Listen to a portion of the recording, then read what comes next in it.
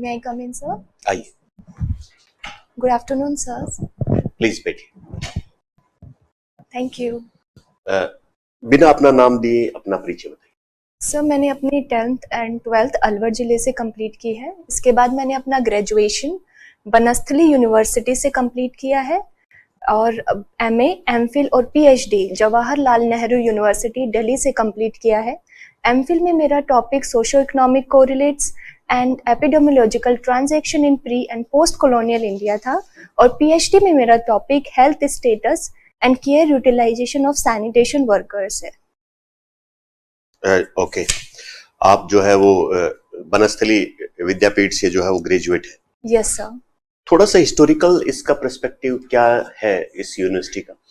Sir इस university की स्थापना 1935 में श्री हीरालाल शास्त्री और उनकी वाइफ रतन शास्त्री द्वारा किया गया था। उनकी बेटी के नाम पर स्टार्टिंग में इसकी स्थापना हुई थी, शांता कुटीर के नाम से। इसके बाद इसका नाम बनस्थली यूनिवर्सिटी रख दिया गया था और यह इंडिया की एकमात्र यूनिवर्सिटी है जो इतनी बड़ी वुमेन यूनिवर्सिटी है और इसमें कैरिकुलम, एक्स्ट्रा कैरिकुलम एक्टिविटीज और रेजिडेंशियल यूनिवर्सिटी है सर ये। हमने सुना इसमें जो है वो पायलट से संबंधित प्रशिक्षण भी दिया जाता है। यस सर, इसमें एविएशन की क्लासेस भी दी जाती हैं और बाकायदा बीटेक की डिग्री भी दी जाती है एविएशन में। ओके, बहुत बढ़िया। आप जो है वो ज्योग्राफी डिपार्टमेंट से जेएनयू से आपने पीएचडी किया है। Yes sir. एक इंडिया में शब्द यूज किया जाता है मानसून के संदर्भ में अल नीनो। Yes sir. हमारी एग्रीकल्चर के ऊपर इसके एडवर्स इफेक्ट क्या क्या पड़ते हैं? सर जब अल नीनो की कंडीशन होती है उस टाइम पे जो साउथ ईस्ट एशिया है वहाँ ड्रॉट की कंडीशंस डेवलप हो जाती हैं और हमारा जो मॉनसून है वो वीक हो जाता है। तो इस वजह से वहाँ पे एग्रीकल्चर हमारा, क्योंकि एग्रीकल्चर मॉनसून बेस्ड एग्रीकल्चर है जहाँ ज्यादातर किसान, जहाँ पर हमारा जो ग्राउंड वाटर लेवल है वो भी बहुत कम है, तो हमारी जो खेती है वो पानी पर ही, वर्षा के पानी पर ही निर्भर करती है। तो अगर हमारे अल नीनो की कंडीशन में सूखे की स्थिति डेवलप हो जाती है सर। ओके, बहुत बढ़िया। इंडिया में 2014 में एक बहुत बड़े स्तर पर एक नेशनल ड्राइव चला था, स्वच्छ भारत अभियान। अभी वर्तमान में आप महिलाओं के जीवन पर इस स्वच्छ भारत अभियान का क्या परिवर्तन या फिर क्या चेंजेस आप देखते हैं? ये सर स्वच्छ भारत अभियान के बाद जहां हर घर में टॉयलेट की फैसिलिटी और कम्युनिटी टॉयलेट की फैसिलिटी की गई थी, तो सर गांव में देखा जाता था कि औरतों को जनरली बाहर जाना पड़ता था और औरतों की बहुत सारी स्वास्थ्य से रिलेटेड भी समस्याएं रहती हैं, तो उनको बहुत अच्छे तरीके से और बेहतर तरीके से स्वस्थ भारत मिशन के तहत टैकल किया गया है सर। और मुझे लगता है कि सर गांव की औरतों को सबसे ज्यादा फायदा इस स्कीम का हुआ है। और शहरी क्षेत्रों में? सर शहरी क्षेत्रों में पहले भी बहुत सारे टॉयलेट्स हुआ करते थे लेकिन स्लम एरियाज में नहीं होते थे, तो वहाँ कम्युनिटी टॉयलेट्स की फैसिलिटी दी गई है जिससे उनकी जिंदगी भी बहुत बेहतर हुई है स्वच्छता संबंधित। इसके अलावा सर स्वच्छ भारत में ओपन डेफिकेशन के अलावा जो वेस्ट मैनेजमेंट है उस पर भी बहुत ज्यादा ध्यान दिया गया है। तो आज हम देखते हैं कि सॉलिड वेस्ट मैनेजमेंट के रूप में बहुत ज्यादा काम हुआ है। अच्छा, सॉलिड वेस्ट मैनेजमेंट के अलावा और ओपन डेफिकेशन के अलावा भी कोई डायमेंशन है क्या इस अभियान की? सर ये सर स्वास्थ्य से रिलेटेड भी डायमेंशन है कि हम स्वास्थ्य को बेहतर कर सके, कुपोषण की समस्याओं को दूर कर सके, ये भी स्वच्छ भारत मिशन का ही एक हिस्सा था। अच्छा, राजस्थान सरकार की फ्लैगशिप स्कीम्स कौन सी इस टाइम पे चल रही है? ये सर शिक्षा के क्षेत्र में अगर हम देखें तो मुख्यमंत्री यूनिफॉर्म स्कीम और बाल गोपाल योजना चलाई जा रही है। इसके अलावा सर स्वास्थ्य के क्षेत्र में निरोगी राजस्थान योजना, मुख्यमंत्री निशुल्क चिरंजीवी योजना मुख्यमंत्री निशुल्क निरोगी राजस्थान योजना चलाई जा रही है। इसके अलावा सर जन आधार योजना भी फ्लैगशिप के अंडर ही आती है। उद्योगिक क्षेत्र में लघु उद्योगों के प्रोत्साहन के लिए लघु उद्योगक प्रोत्साहन योजना 2019 चलाई जा रही है। राजस्थान रिप्स स्कीम भी चलाई जा रही है सर, जो कि फ्लैगशिप। चलिए, बहुत बढ़िया। ये जो हमारा एक शब्द काम में लेते हैं हम, सस्टेनेबल डेवलपमेंट, जो सिंपल इकोनॉमिक डेवलपमेंट होता है उससे किस प्रकार एडवांस होता है सस्टेनेबल डेवलपमेंट, या यूं कहें इकोनॉमिक डेवलपमेंट में क्या मिसिंग है जो सस्टेनेबल डेवलपमेंट में इंक्लूड होता है? सर इकोनॉमिक डेवलपमेंट में हम बेसिकली बात करते हैं कि आज की जनरेशन को कैसे हम बेहतर सुविधाएं दे पाएं। लेकिन सस्टेनेबल डेवलपमेंट में हम ना केवल आज की जनरेशन को बल्कि आने वाली फ्यूचर जनरेशन को भी रिसोर्सेज का बेहतर तरीके से यूज कर कर कैसे उन्हें भी उनका भी कल्याण किया जा सकता है। तो सर मुझे लगता है इसमें एक बेसिक डिफरेंस यही है, जो दोनों ही एक क्वालिटेटिव मेजर्स हैं, दोनों ही मनुष्य की क्वालिटी ऑफ लाइफ पर ही डिपेंडेंट है, लेकिन सस्टेनेबल हमारे फ्यूचर पर्सपेक्टिव से ज्यादा सोचते हैं। चलिए गुड सर प्लीज। अभी आप सर से एल नीनो के बारे में चर्चा कर रहे थे, मॉनसून पर इसका इफेक्ट है, और कौन कौन से फैक्टर्स हैं जो हमारे यहाँ मॉनसून को डिटरमाइन करते हैं? सर एल नीनो के अलावा ला नीना भी एक रोल प्ले करता है, क्योंकि जब ला नीना की कंडीशन होती है तो मॉनसून बहुत ज्यादा बहुत स्ट्रॉन्ग हो जाता है, इसका ऑपोजिट।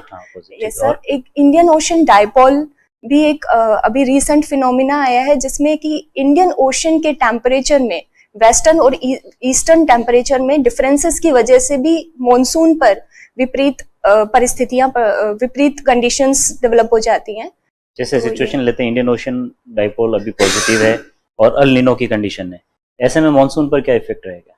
सर अगर इंडियन ओशन डाइपोल नेगेटिव है और एल नीनो की कंडीशन है, इंडियन ओशन डाइपोल पॉजिटिव है और एल नीनो की कंडीशन है, ऐसे में मॉनसून किस तरह से इफेक्टेड होगा? सर जब पॉजिटिव कंडीशन होगी इंडियन ओशन डाइपोल की तो मॉनसून स्ट्रॉन्ग रहेगा, लेकिन वहीं एल नीनो अपना नेगेटिव असर दिखाएगा, तो एक मॉडरेट कंडीशन हम इसमें अज्यूम कर सकते हैं। ठीक है, तिब्बतन प्लेटो का भी कोई रोल है मॉनसून का? Yes sir, definitely. किसने दी ये थ्योरी? सर सॉरी सर, मैं रिकॉल नहीं कर पा रही हूँ। ठीक है, एक आईटीसी-जेड की थ्योरी भी होती है। यस सर, आईटीसी-जेड ये थ्योरी किसने दी? फोहन ने दी। फ्लोन में जो है। Yes sir. बढ़िया। अभी हम अर्थक्वेक से रिलेटेड अगर बात करें तो इसके क्या क्या मेन कॉजेज होते हैं? सर अर्थक्वेक का जो रीसेंट स्टडीज आई हैं उनके हिसाब से प्लेट टेक्टोनिक्स जो नेचुरल कोज है वो प्लेट टेक्टोनिक्स होता है, जिसमें कि दो प्लेट्स जब आपस में टकराती हैं तो अर्थक्वेक की कंडीशन डेवलप हो जाती है। इसके अलावा सर ह्यूमन कोजेज भी हैं जो अर्थक्वेक को प्रमोट करते हैं या प्रोवोक करते हैं, जैसे कि सर जब बहुत ज्यादा डैम बना दिए जाते हैं तो अर्थ का कि जो सरफेस का जो प्रेशर है वो बहुत ज्यादा इंक्रीज हो जाता है, जिसकी वजह से बैलेंस की कंडीशन डिस्टर्ब हो जाती है, तो ये भी एक रीजन है अर्थक्वेक। इंडिया में कितने जोन्स हैं अर्थक्वेक के? सर 4 जोन्स हैं। 4 हैं, तो जोन 5 की तो भी तो चर्चा होती है। तो ये सर फर्स्ट जोन नहीं है, 5, 4, 3, 2 ये जोन्स हैं। तो सबसे ज्यादा डेंजरस कौन सा है? 5th zone. और राजस्थान में कौन सा जोन है? सर राजस्थान को 2nd जोन में हम रख सकते हैं, जो वेस्टर्न राजस्थान का पर्टिकुलरली रीजन है उसको। ठीक है, साइकिलिंग आपकी हॉबी है? जी सर। आप इसको कैसे रियलाइज करते हैं? किसी इंटरनेशनल या नेशनल इवेंट वगैरह में कहीं पार्ट लिया या सिर्फ? नो सर, इज जस्ट मतलब एक हॉबी के तौर पे जब भी स्ट्रेस फील होता है या फिर पढ़ाई से थोड़ा मन ऊब जाता है तो साइकिलिंग कर लेती हूँ सर। कोई पार्टिसिपेशन मैंने किसी कंपटीशन में नहीं की। ठीक है, थैंक यू सर। मेरा आपसे प्रश्न है कि 2012 में आपकी पीजी हो गई थी। जी सर। अब 23 चल रहा है। Yes sir. तो इस दौरान आपने क्या किया? सर लगभग मैंने 9 साल तक एमफिल किया था, उसके बाद मैंने पीएचडी 2022 में मैंने अपना पीएचडी सबमिट करके मुझे अवार्ड भी हो गया है सर। अच्छा, आपकी कंप्लीट हो चुकी है? जी सर। जी 22 में। इस दौरान आपने कोई भी कंपटीशन की तैयारी नहीं करी कभी? सर मैंने आरपीएससी का ही आरएस के लिए ही एग्जाम दिया था 2018 में मेंस, पर मेरा निकला नहीं था। इसके अलावा सर मेरा जो प्लान बी है वो असिस्टेंट प्रोफेसर है और मैंने उसके भी एग्जाम्स दिए हैं। अच्छा, उसके भी एग्जाम्स दिए? Yes sir. तो आप अभी तक कुल मिलाकर घर वालों के ऊपर डिपेंड है? नो सर, मेरा जेआरएफ क्लियर हुआ था और मैंने 2022 तक मुझे जेआरएफ मिला था और उसके बाद मेरी कुछ सेविंग्स भी थी। अच्छा, कुछ सेविंग्स उनके भरोसे।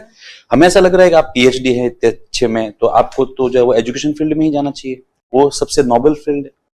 यस सर, डेफिनेटली मेरी एजुकेशन के हिसाब से असिस्टेंट प्रोफेसर एक नोबल फील्ड हो सकता है सर, पर मुझे खुद को लगता है कि सर मैं एडमिनिस्ट्रेशन में ज़्यादा बेहतर परफॉर्म कर पाऊंगी सर, क्योंकि एडमिनिस्ट्रेशन एक चैलेंजिंग जॉब है और अपॉर्चुनिटीज भी देता है वाइडर, कि आप लोगों के फेस टू फेस जाके उनके प्रॉब्लम्स को सॉल्व कर सकते हो।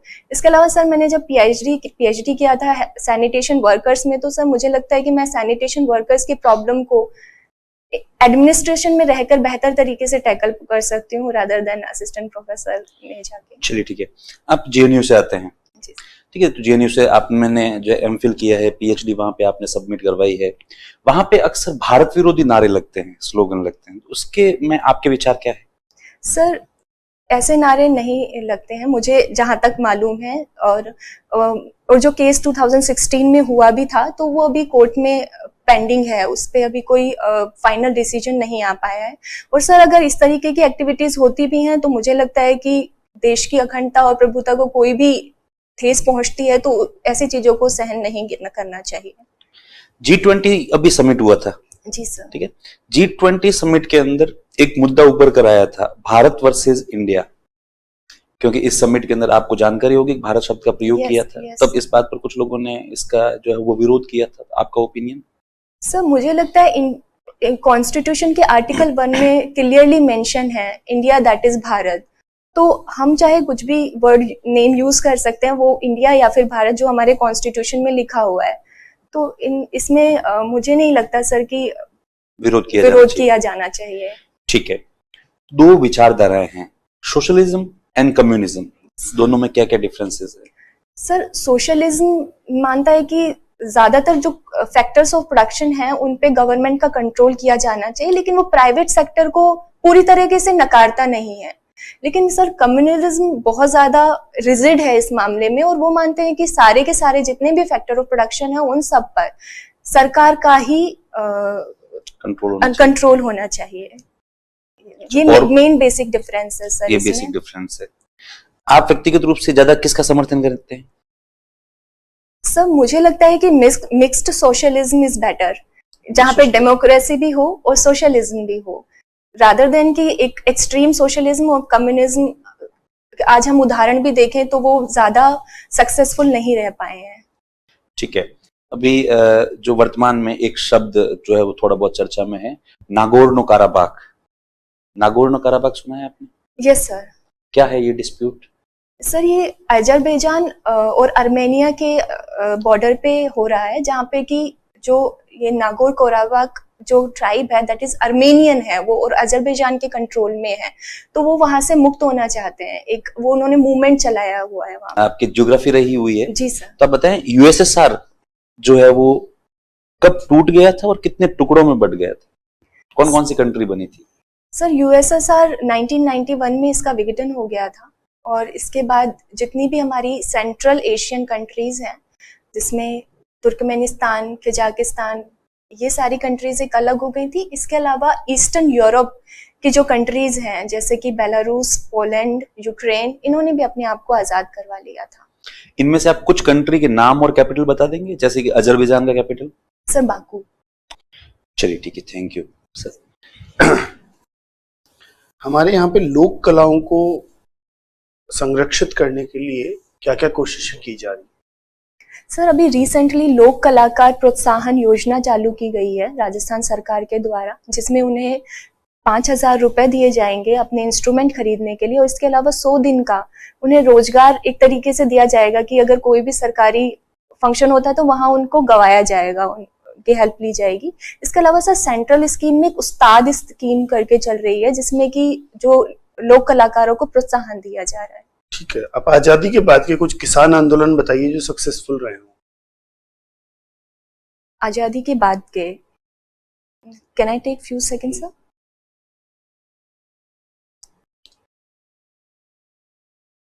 सर अगर हम रिसेंट बात करें तो अभी जब 3 बिल आए थे पार्लियामेंट के, तो वो भी एक किसान मूवमेंट के तौर पर ही देखा गया था, और वो सक्सेसफुल भी रहा है, जिसमें सरकार ने उन तीनों बिलों को विड्रॉ कर लिया है।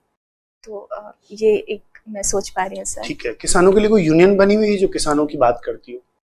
ये सर किसान मजदूर संघ है जो किसानों की बात करता है,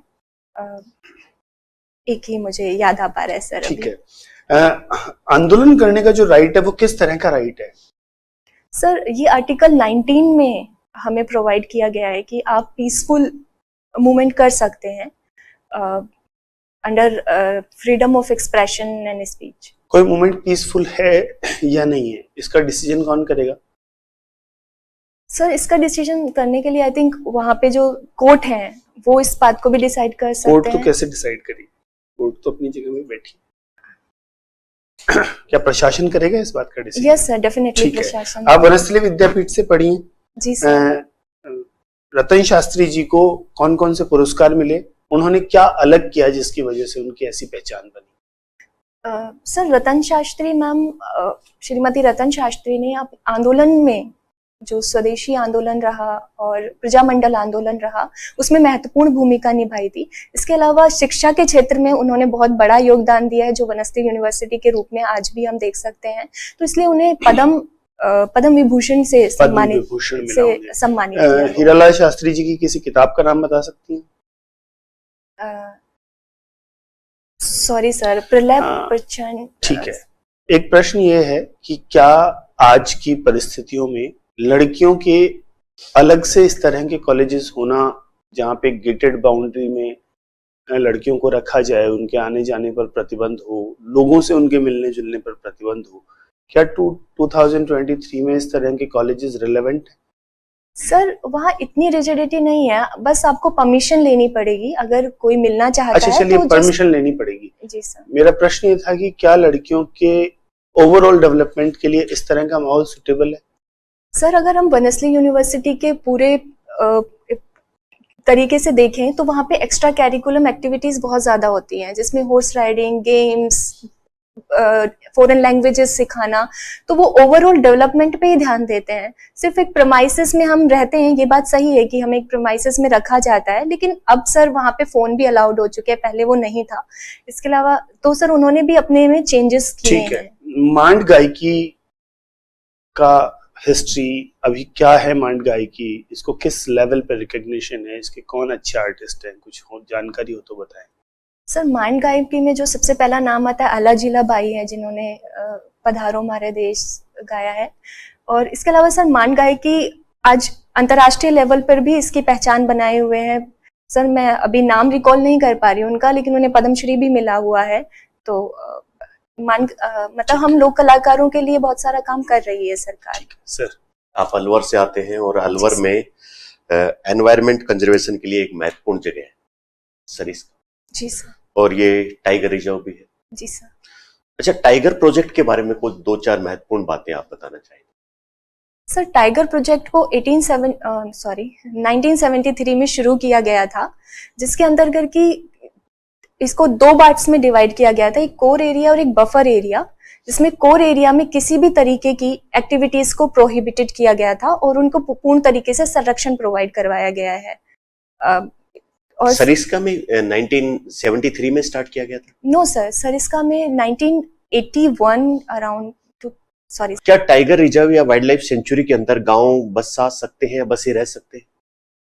सर अगर कोई प्रिमिटिव ट्राइब है और वो वहां पर 4 पीढ़ियों से रह रही है तो उन्हें बसाया जा सकता है, और ये एक आदेश है कि उन्हें बसाया, वो रह सकते हैं वहां पर।